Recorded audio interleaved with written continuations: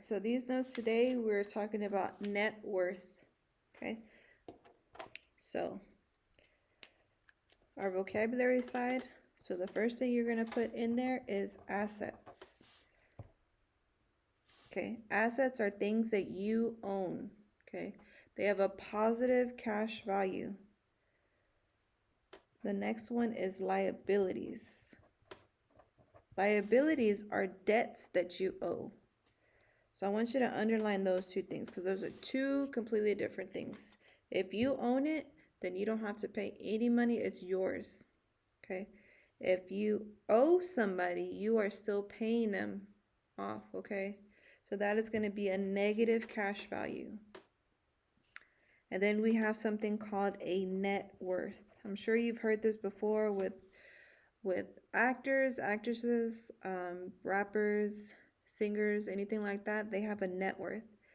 What they do is they have combined all of their assets and subtracted it from their liabilities. That's how they figure out their assets.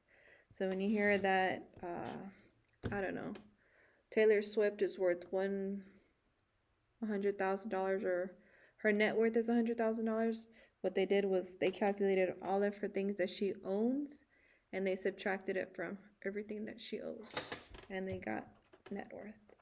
So we're going to be looking at that today. There's a few things I do want you to write. I want you to be able to tell the difference between an asset and a liability. So a bank account, you're going to write that is an asset. Okay.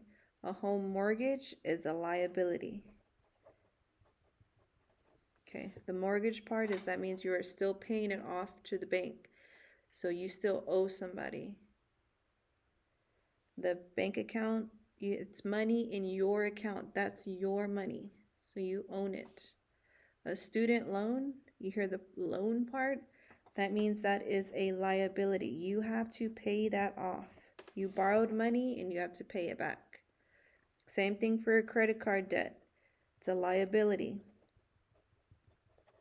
This again, it's money that they're lending you and you have to pay it back. So there goes, the next one is auto or car loan. Again, there goes the loan part. That is a liability. A savings account is money that you set aside. That's your money. That is an asset. An investment. Investments are also assets because you are investing your own money into something. Okay? I know it's a lot of information, but just make sure you write it down so when you can refer back to it if you don't know if it's an asset or a liability. So example 1. Example 1 says Tori paid off her truck, which is worth $1,400. Okay. She currently has $7,500 student loan debt. Her bank account has $3,900 and her real estate assets are worth $45,000. So Tori's credit card debt is $34,000. Sorry, $3,400. So it says create and organize a net worth statement. Okay. So after we figure out learning this, maybe you can find out your own net worth. So the first thing we're going to do is we are going to separate our assets and our liabilities. Okay. So it's the first part of this, it says Tori paid off her truck. So if she paid it off, that means she owns it. That is an asset. So we're going to write that right here. We're going to write truck and we're going to write the amount. It was $14,000. Okay. So then she has $7,500 in student loan debt. Again, if you're in debt and you have a loan, you got to pay it back. So that's going to be under liabilities. So I'm going to write student loan here. And then I'm going to write the amount next to it, $7,500. Okay. So we did the first two. Now the bank account. Bank account, remember, it's an asset. So I'm going to put that here. I'm just going to put bank. And I'm going to put the amount. She has $3,900. Okay. The next one she has is real estate assets. Now I know I don't have it here, but it has the word assets in it. So that means we're going to put it right here. We're going to put real estate. Okay, and that was worth 45,000. Okay, now the next part, it says Tori's credit card debt is 3,400. Again, credit card debt, it's a liability. We're going to put it under here. We're going to put credit card, and then the amount is 3,400. Okay, so now that we've done separating our assets and liabilities, we are now going to find the total. The total asset. Total means we're adding up all these three together. Okay, you can either do it on the side here.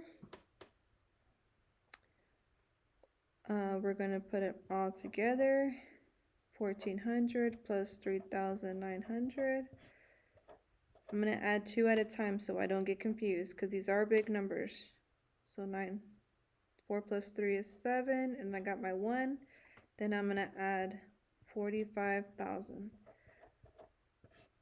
Okay, when I'm adding, I'm not really too worried about what number goes on top, because I'm still going to get the right answer.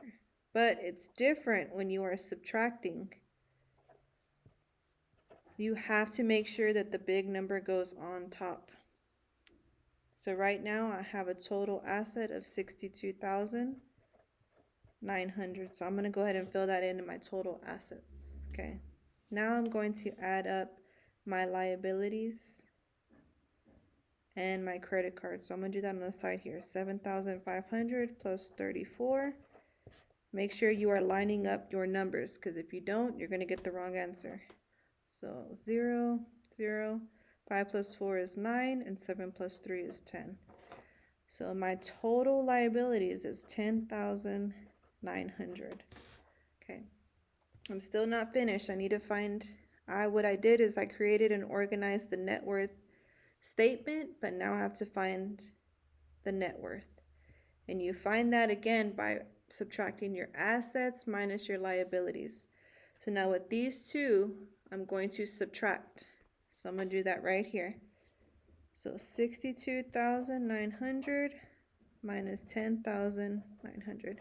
Again, subtracting big numbers, you have to put the bigger number on top.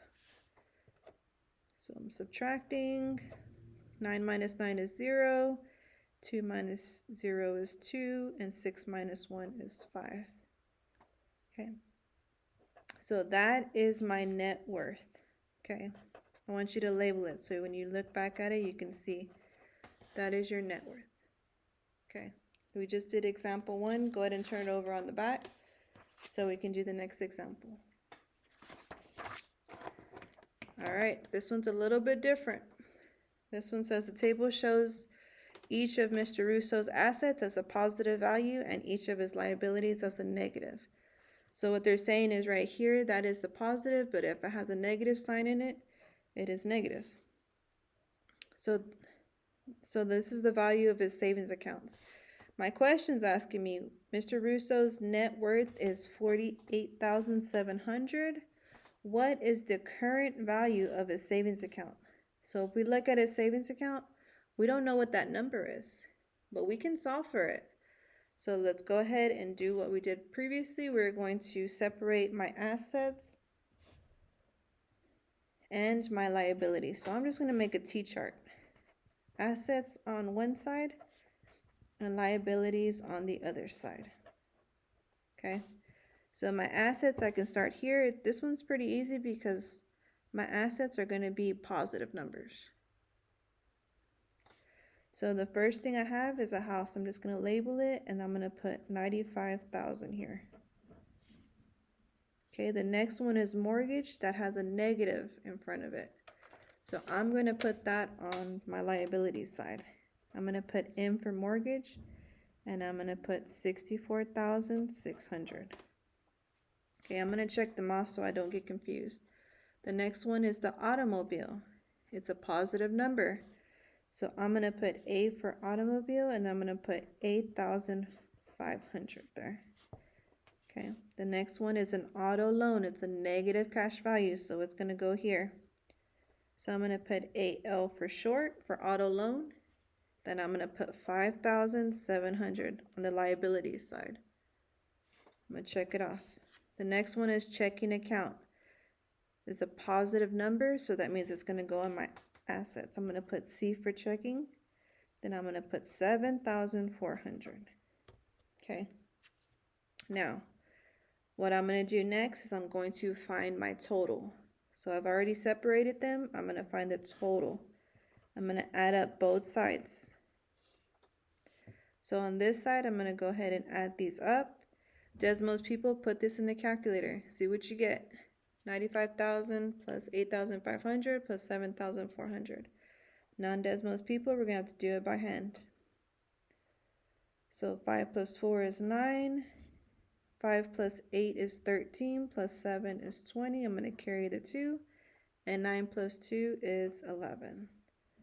So this is what I got for my assets. This is my total. Now I'm going to do liability side. 13. 4 plus 5 is 9. Plus 1 is 10. And then 6 plus 1 is 7. So now that I've added these up, I'm going to find my net worth just from these numbers, because when I'm finished finding my net worth, then I'll be able to see what my savings account is, okay? So right here, I'm going to find the net worth by subtracting these two. So I'm going to set it up. Minus 70,300. Okay, so I'm kind of working backwards just to find out the savings account. So we're going to subtract. 9 minus 3 is 6. 0 minus 0 is 0. 1 minus 7, I can't do that. I have to borrow. 11 minus 7 is 4. Okay, so I got 40,600. I'm not finished though. As you can see, they put an answer choice there because they want you to think that you're finished.